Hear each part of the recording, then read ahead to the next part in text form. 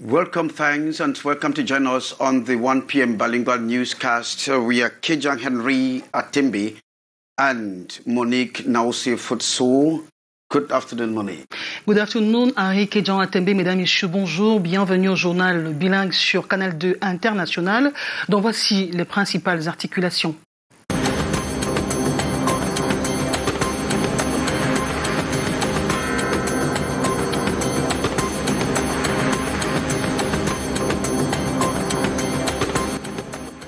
Government lifts ban on bike circulation in Bali, northwest region of Cameroon. After 3 months off the road, the ban was placed following the killing of 5 police officers in Bali. 20 octobre 2016, 20 octobre 2021, 5 ans déjà que le Cameroun ait connu la catastrophe ferroviaire la plus meurtrière de son histoire. 79 morts et plus de 600 blessés. Des familles restent encore traumatisées par la catastrophe des États. And President Biya extends condolences to the family of Carol Louise Nondiale.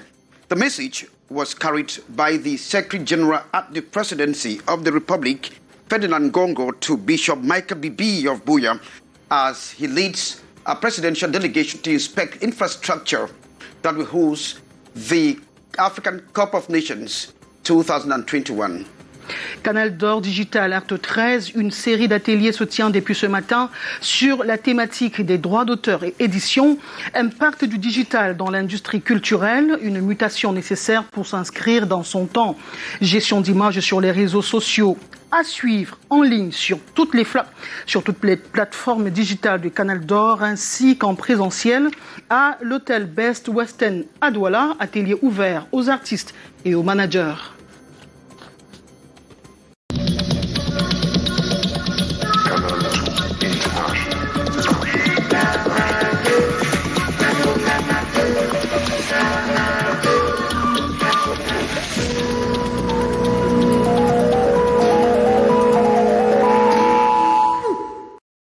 Welcome to join us. You can connect with us on our social media platforms, YouTube and Facebook on Canal International.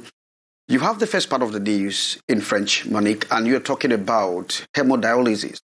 Effectivement, Henri Kejang Atimbi, des malades d'hémodialyse ont à nouveau pris d'assaut les rues à Yaoundé, sont assis, certains à même le sol et d'autres ont bloqué littéralement la circulation depuis 6 heures du matin de ce jeudi 21 octobre. En position assise, nous l'avons dit, tous crient haut et fort en avoir ras-le-bol d'être confrontés pratiquement aux mêmes maux qui détériorent à petit feu leur état de santé au quotidien, notamment le problème de machines et de salles d'eau toujours défectueuses. Également, dans la liste des revendications des manifestants, le temps à eux réservé pour des séances de dialyse jugées insuffisantes. Ces derniers confient n'avoir que 3 heures, 8 à 10 jours, alors qu'ils devraient en principe être soumis à 2 dialyses d'au moins 4 heures par semaine. L'installation récente de 10 nouveaux générateurs et accessoires censés renforcer et améliorer le service aux patients semble ne pas satisfaire les principaux bénéficiaires. Ces derniers l'ont confirmé au micro de Karel Mesatiachoya et Bertrand Tassé. Les malades sont à 10 jours, 20 jours. Après, vous allez entendre les morts tous les jours à l'heure où je vous parle là. Donc nous réclamons le moins de dialyse, le dialyse minimum, 2 dialyses par semaine. Et 2 dialyses de 4 heures, 2 bonnes dialyses. On nous dit qu'il n'y a pas d'eau. Imaginez-vous l'hôpital général qui manque de l'eau. De l'eau simple, qu'on peut avoir même dans un puits, dans un forage. Il y a une salle d'eau qui est gâtée depuis 7 ans. La salle d'eau est gâtée. On nous dit les pièces vont arriver, les pièces sont arrivées, les pièces sont là, et on a coupé l'autre. Ça ne marche pas. Si le président n'a pas un représentant ou le Premier ministre ne vient pas, on ne va pas quitter cette route. On va mourir là, c'est un peu de trop. Eh bien, nos équipes ont contacté les services de l'hôpital général de Yaoundé notamment. Le docteur Maïmouna Mahamad, qui est néphrologue, elle explique cette situation par des soucis observés ces derniers jours dans l'approvisionnement en eau et en électricité. Une rupture ayant privé d'eau le centre de dialyse qui est grand consommateur de ce précieux liquide, ce qui aura causé le retard de 72 heures. Source de remous de ce matin. Il ne s'agit donc pas, selon l'hôpital, d'une difficulté liée à des consommables comme c'est le cas précédemment. Non au passage en force du vaccin anti-Covid-19.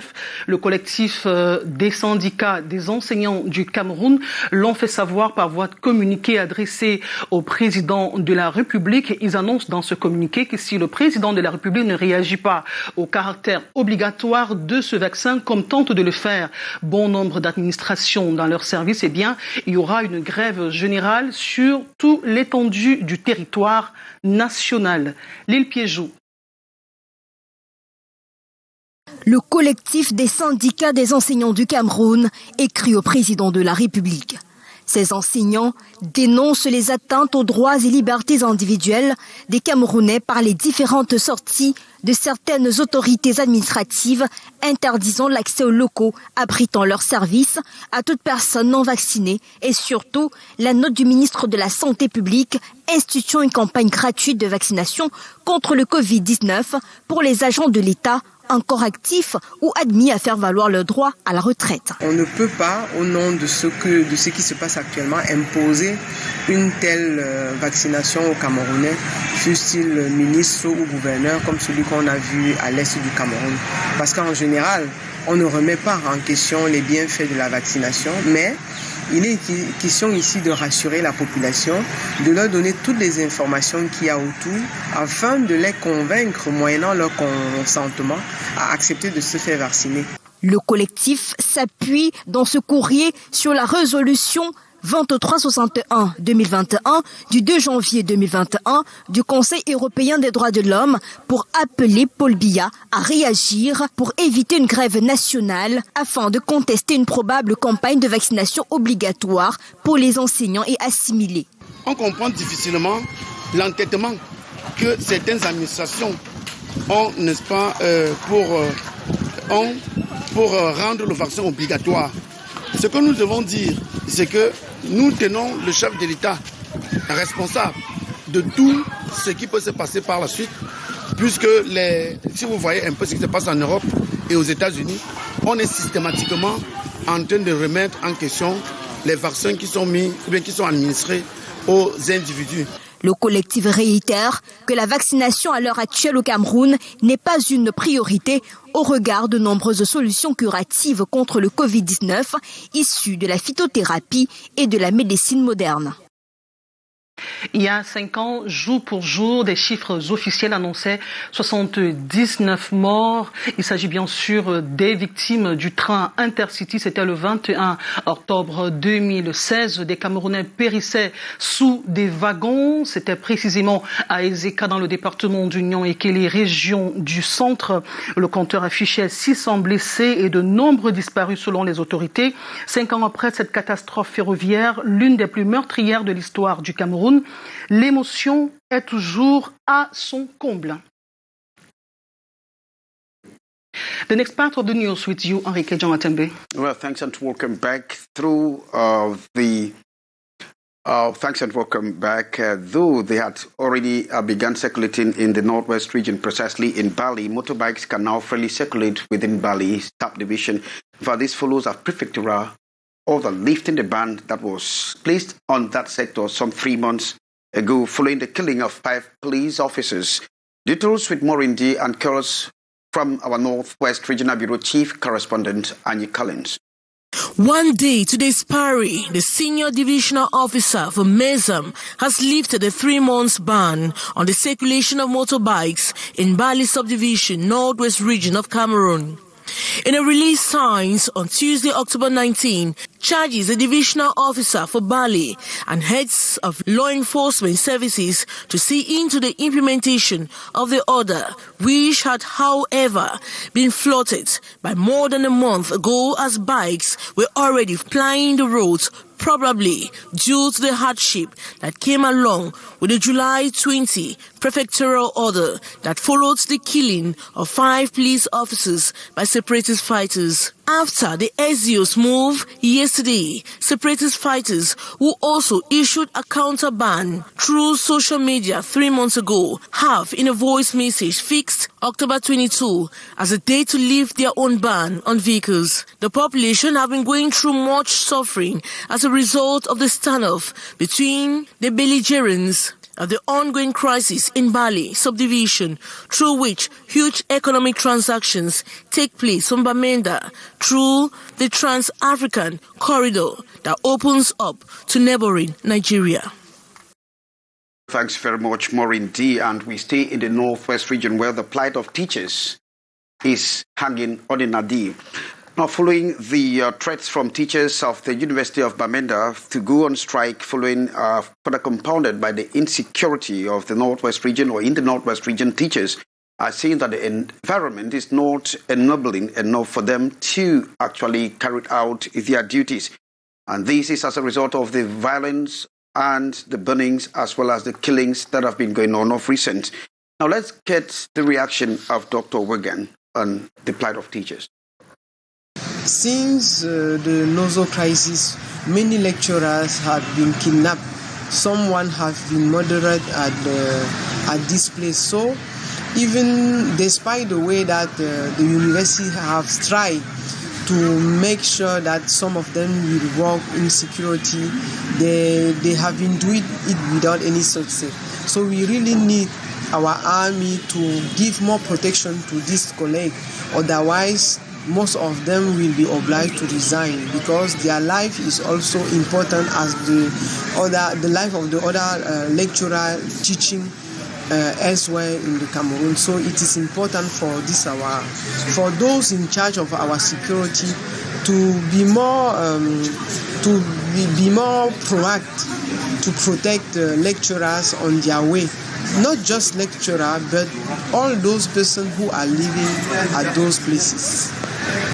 Well, that was Dr. Wegan talking on the plight of teachers of the northwest region that is hanging on a nadir. And we move over to the southwest region where members of the Southwest Regional Council have been told to speed up with the identification and execution of projects needed by the communities. Now, this call was sounded by the representative of the state at the maiden extraordinary session of the new regional council. We have details with our Southwest Regional Bureau Chief Correspondent Ines Daniel Undwabala. Some projects with a collective and direct impact on the welfare of the population will soon see the light of the day in the Southwest region. The decision to implement developmental projects is one of the resolutions arrived at deliberation of the maiden extraordinary session of the Southwest Regional Assembly. Our problem here is to bring back peace, because that's essential. There can be no development without peace. And how can we resolve the problem of peace when the children are in the bushes? The Boya grouping was equally aimed at scrutinizing resolutions which were joined for review by the Ministry of Decentralization and Local Development, amongst which the official residence of the President of the Regional Executive Council, as well as the remuneration and benefits of the entire Executive Council. And propose to the Executive projects which they think will have an impact on a cross-section of our population.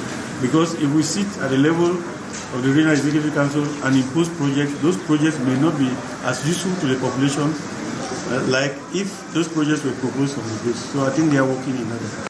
After separate consultation of different houses and committee, the Southwest Governor Bernard Okalia Bilai, representative of the state, called on the members of the Regional Council to speed up efforts in realizing socio-economic and cultural development projects which will meet up with the aspiration of the population. I observe with satisfaction that most of you are demonstrating a sense of positive awareness of the importance of your responsibility as pioneer regional councils. You have the challenge before history of rising up to those responsibilities in order to avoid disappointing the population. I mean, the sons and daughters of this region who expect positive results. Thanks very much, Ines Daniel Undwambala, our Southwest Regional Bureau Chief Correspondent. And business has resumed at the Yaoundé cow market after cow merchants went on a protest against what they term continuous harassment from an unidentified vigilante group after emptying their ranches in protest. Now the cows were brought back following a series of meetings and consultations between the cow merchants and the Yaoundé 1 administration. Details with our student journalist on internship, Umul Kulsumi. After 24 hours of an empty cattle market, the cows are now back in all colors, forms and sizes, following the prompt reaction from the divisional officer for Yaoundé 1, who doubles as the president of the Etudim Yaoundé cattle market. By addressing the problem of the angry cattle sellers, they have all pulled out their cattle from their hideout. But yesterday, it don't settle the matter. Now safe is don't bring the cow for inside the market. We want to sell cow, we not get problem. But this, you don't want another people to enter. The delegate of the Etudim cattle market and his collaborators have expressed the need to stay serene, calling on the stakeholders and authorities to avoid interfering or causing unnecessary trouble. We want to talk for the population, people they know the worry we for that market cow. The trader, they in it, they don't get problem. All man, they make trader, they get it all book.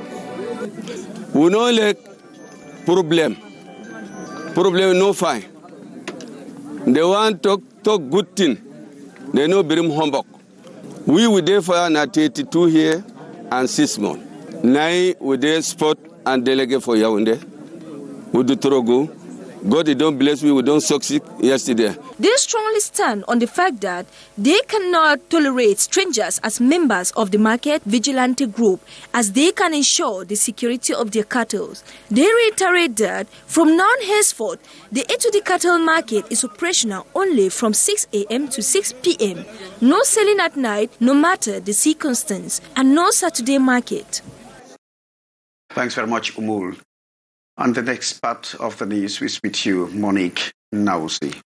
Thank you, Henrique Jean Atembe. En éducation, nous nous intéressons à ce lycée où 3 montants sont pratiqués pour les frais d'APEE. Les paiements de ces frais dans les établissements du département du Mongo suscitent le courroux des populations, notamment des parents qui jugent ces frais très élevés au regard de la marge publiée par le ministère en charge des enseignements secondaires. Une manifestation qui a été suivie par notre correspondant Devarionda. À la question de savoir combien coûte l'APEE au lycée de Loum-Chantier-Gare dans le département du Mongo, des voix s'élèvent évoquant plusieurs montants différents. Là, 33 000, qui n'est pas signé par le président de l'APEE. Voilà 27 500 qui n'est pas signé par... Toujours pour le même lycée, qui n'est pas signé. Et les frais exigibles par derrière est signé. 28 500. Faisant suite à la note de Madame la ministre des Enseignements secondaires, fixant le plafond de l'APEE à 25 000 francs, les parents dénoncent une escroquerie à ciel ouvert. Pour se faire entendre, ils se sont rendus au lycée avec des pancartes, le temps d'un mouvement d'humeur pour dénoncer ce qu'ils qualifient d'abus. Oui, il y a augmentation de frais de l'APE au lycée bilingue de Loum-Chantier-Gare. Je le dis avec preuve. Le président de l'APE et le proviseur s'en fichent de la décision du ministre. Non seulement l'APE avec 33 000, il y a des montants de 27 500, les montants de 28 500, les montants de 33 000. Des cris de colère parvenus au sous-préfet. Le chef de terre est descendu sur le terrain pour apaiser les tensions. L'Assemblée générale élective prévue pour ce jour a été suspendue en attendant le rapport financier du bureau sortant. Dans tous les autres lycées à Loum, c'est un taux. Au lycée de Loum, c'est 19 500, la 6e en terminale. Au lycée de Marangouassa, on a revu là à la baisse, ils sont à 25 000, on a en train de rembourser le surplus. Étant le principal responsable du maintien de l'ordre, je demande que la séance soit suspendue. Dans une semaine, lors de la prochaine Assemblée générale, l'on sera fixé sur le nouveau montant de l'APEE dans cet établissement où les revenus de la majorité des parents viennent des plantations.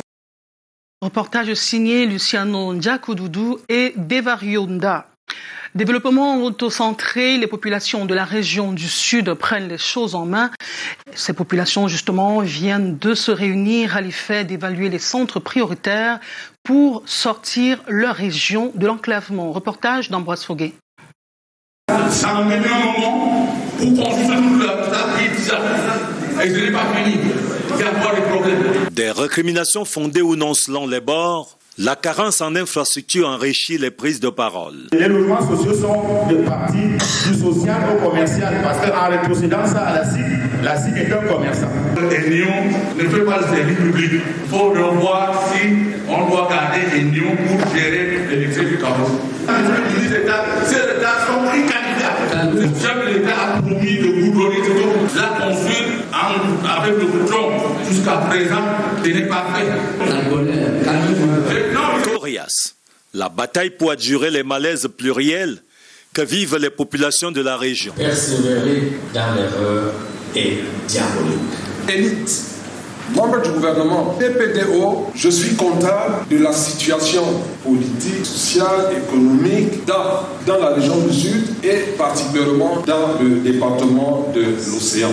Tout comme à là-bas, sorte de case à palabres propres aux Fambeti. Pour parler trivialement, à cette rencontre très courue, le linge sale se lave en famille. Depuis que nous sommes fatigués de glissement des dates. Face aux forces vives, un casting de ministres et directeurs généraux, des hauts employés de l'État, commis pour apporter des réponses qui apaisent. Entièrement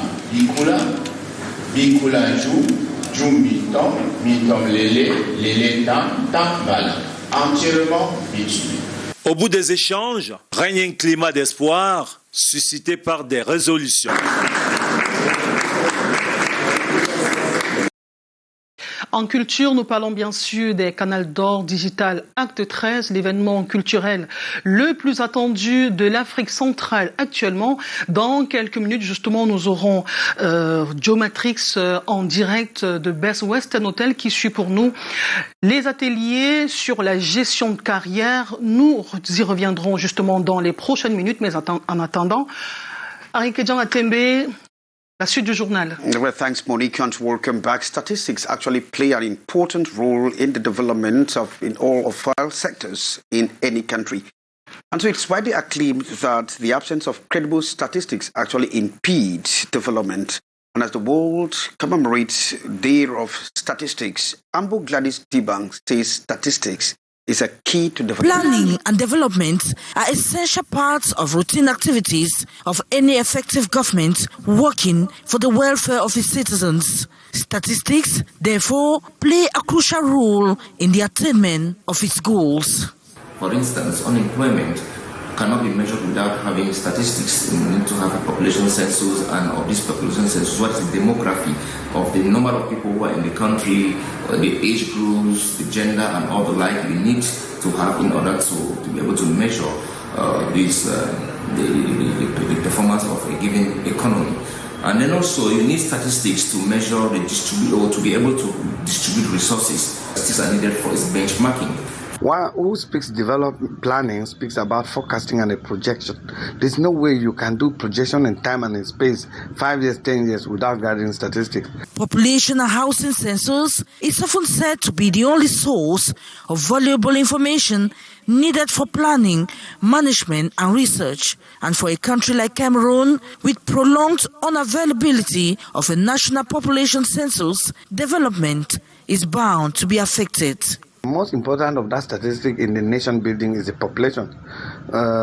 If you don't have a population census that is exact, that tells you the number of people that are available within the same nation, how will you develop infrastructure, routes and social amenities, hospitals? Many investors who would have loved to invest in Cameroon, but due to lack of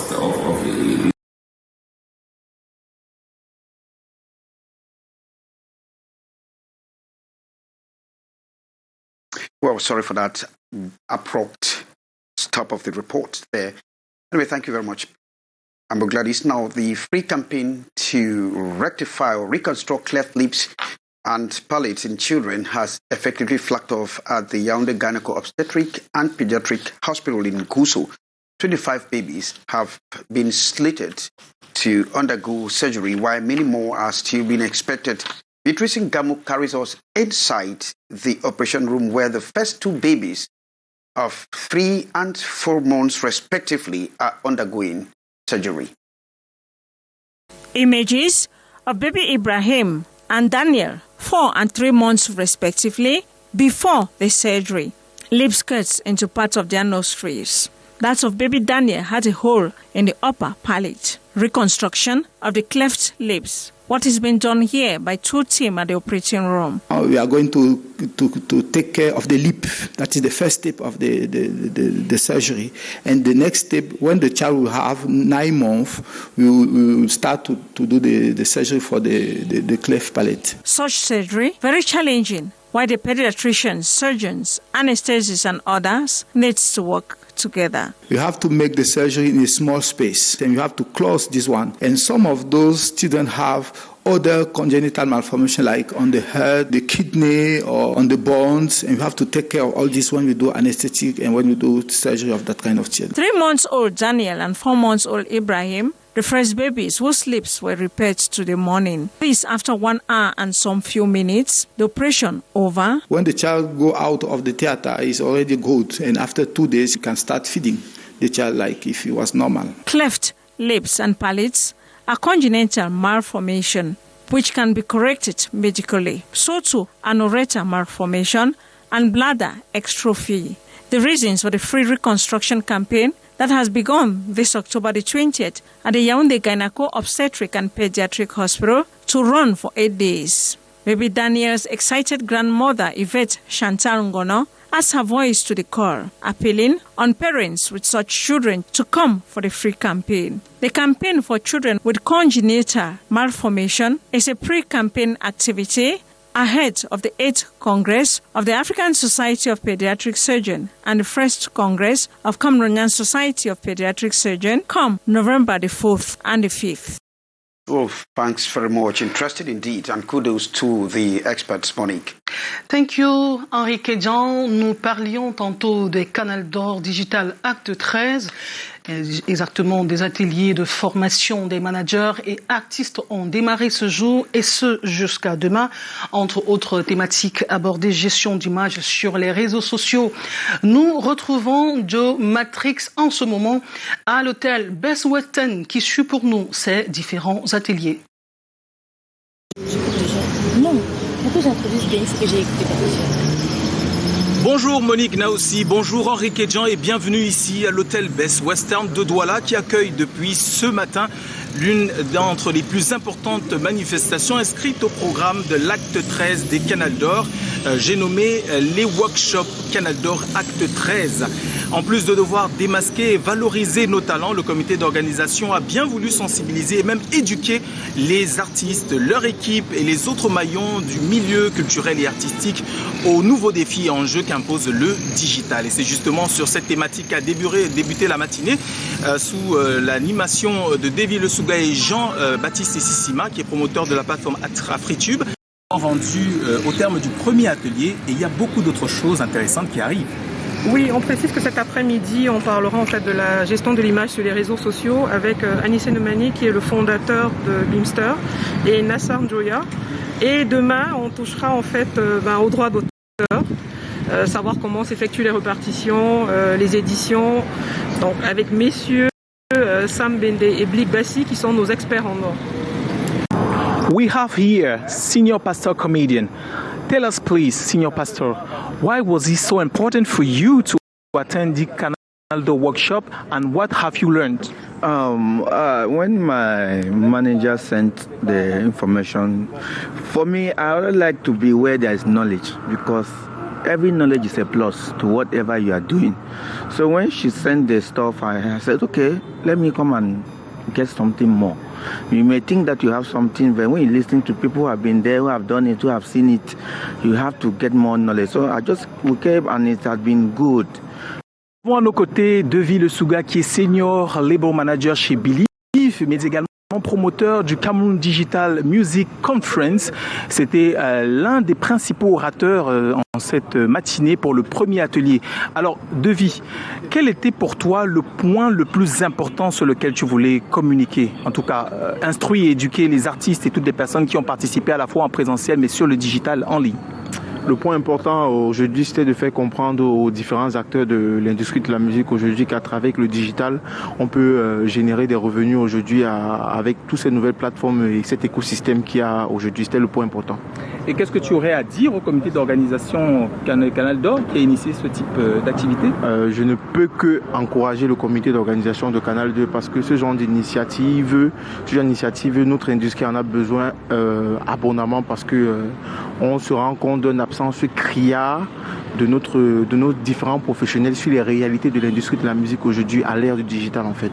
Beaucoup d'artistes chez nous aujourd'hui subissent des crises, meurent de faim alors qu'ils ont des œuvres aujourd'hui qui sont exploitées sur Internet. Well, thanks very much. Thanks, Matrix. We move very quickly to the Southwest region where the Secretary General at the Presidency of the Republic, Ferdinand Gongo, is leading a presidential delegation to Buea and Limbe to inspect infrastructure that will host the African Cup of Nations 2021 that has been slated for January 2022. Reported by our Southwest Regional Bureau Chief Correspondent, the Secretary General began with a condolence visit to the Bishop of Buea, Michael Bibi, on behalf of the head of state following the death of a Class 1 pupil of the Catholic University Institute of Buea, shot by a gendarme officer last week. Now from Buea, the minister, or rather from there, Minister Ngongo actually visited hotel infrastructure and other hospitality services in Buea, then the stadia, and of course the regional hospital before we will be moving to Limbe for the same exercise. Well, that item brings us to the end of this news. We want to graciously thank you for having been there with us on the 1 p.m. We've been Kejang, Henry Atembe, and Monique Nauzi, Futsu. Good day, Monique.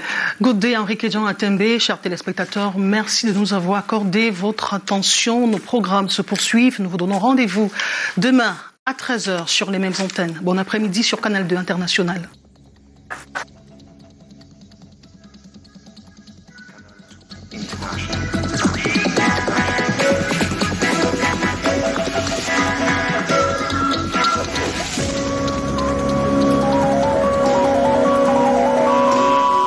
Véritable opportunité.